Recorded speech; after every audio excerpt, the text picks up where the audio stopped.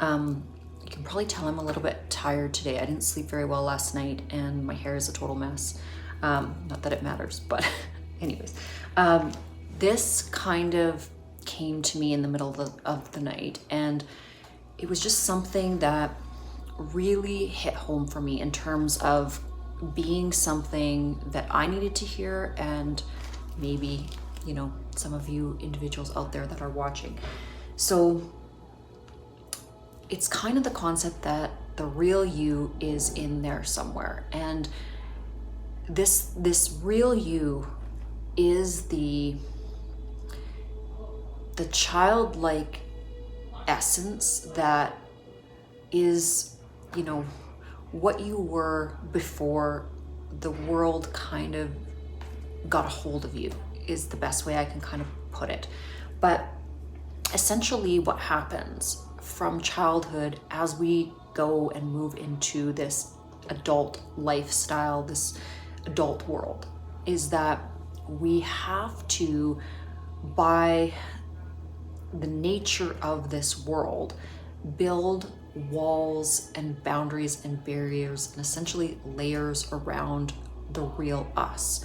And we do this every time somebody hurts us, rejects us, has abused us, didn't pick us, you know, didn't choose us, judged us, cut us down. So if you can think of that joyous, beautiful, vibrant child that didn't fear anything that at some point you were. Again, sometimes you may have to think back a long time, but I can distinctly remember, you know, multiple times where as a child, I was kind of stopped in my tracks and felt the energy of being unloved and rejected. So it's this rejection, and it's the absorption of that external experience of unloving, unkind behavior, and it hurts. And so as we go through life and as we grow up, we learn as a protective mechanism to shut off pieces and parts of ourselves that others in our past have rejected, okay, in the external world.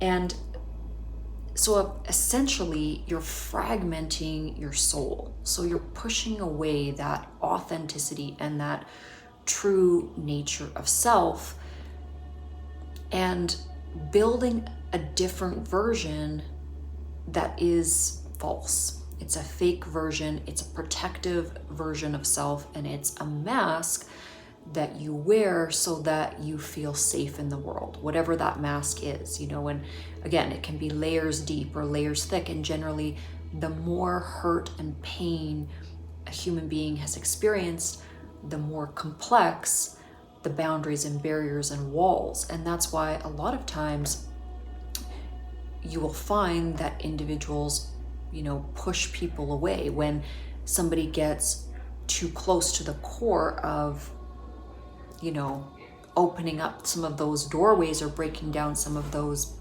you know, walls that have gone up. It's a very scary thing, because again, it cycles back to previous pain, previous rejection, previous hurt that has happened within our lifetime, which, you know, we wouldn't have put up these boundaries and these walls if the pain hadn't been so acute and so hard to deal with. So again, there's something, however, though, that happens from putting up this false self and from really barricading the true essence of who you are behind these layers. Essentially, over time, what happens is that you stifle your soul, you start to suffocate what you are, and the light that you hold, the light that you incarnated here with, which is that authentic, whatever it is, silly, goofy, beautiful, childlike innocence, that a little bit of the addiction thing comes in. So when we have these layers and these walls that we've built, a lot of times what happens is when you're not being your true self, you don't really know who to be. So this can have issues in terms of social interaction, because what you are naturally is easy to be. But if people don't like what you are naturally, then you kind of have to come up with some sort of a constructed version of yourself, which is kind of faking it. It's kind of hard. So then people end up a lot of times turning to substances. So drinking, drugs, a combination of both, to interact with others, because again, it kind of loosens them up, or it gives them some sort of, I don't know, it kind of uncages whatever they've, the cage that they've created for themselves. There's other distractions. Obviously, I'm not going to get into the laundry list of, addictions and distractions that you can create. But again, this is the self does this to distract from the whole issue of authenticity and the fear of, again, having to show up in the world. And so again, it's tough because it's sort of a cycle. We want to feel connected. We want to experience relationship with others, and that's a beautiful thing. But if we're not being real with others and we're not really allowing them to see who and what we are, then it's a really superficial relationship anyways. And so the needs will never get met that way. You're never going to really feel the value of an authentic, deep relationship if you're never really putting the real version of yourself out there.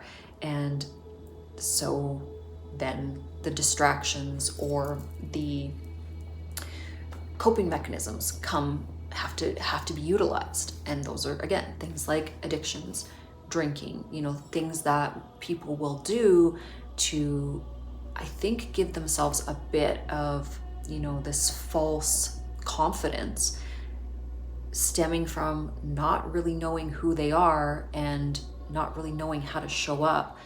It's easier to just get drunk and do some drugs and let, your body and your brain go on autopilot and kind of pick up the pieces in the morning, I guess. I don't know. It's never been something that I've understood really well, but I'm not judging it either, because I've had enough of my friends and family and spouses that have gone through it. So it's not, I do my best to understand it, but I do really believe that in almost every case, it stems from an extreme amount of pain and not being able to be authentically you and not being able to exist in the world the way that you were created and to feel love from the external world when you're just being authentically you. So yeah, how do we then move to, okay, it's great to say we have these walls, we have these barriers to connection, to authentic living. So then how do we break them down? So I'm gonna try and make another video about that very topic.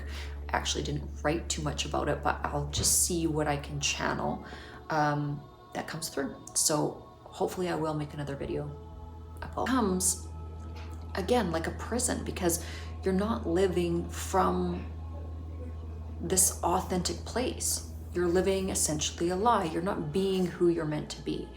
And that fragmentation will destroy you. It will lead to addiction. It will lead to mental illness. It will lead to a whole host of, relationship issues, friendship issues, family dynamic issues, because when an individual cannot be their real self, when you can't be the real version of who you are, you're not alive. You're essentially walking around as a zombie. You're just pretending, right?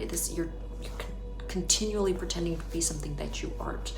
And the hard thing about that is when you're just being who you are, not everybody's gonna like it. It might not vibe with everybody's expression of who they are, or it may trigger others. Because once you start to authentically live, and express 100% of who you are, those that are not doing that are still living in fear, that are, wherever they're at, they're going to get triggered by that, because authenticity, it has and holds a certain vibration. And to a lot of people, that authentic, real expression of self, it's scary. Okay, it comes with a lot of responsibility. So if you're moving into this season of authenticity, you may trigger people. So just a little warning on that.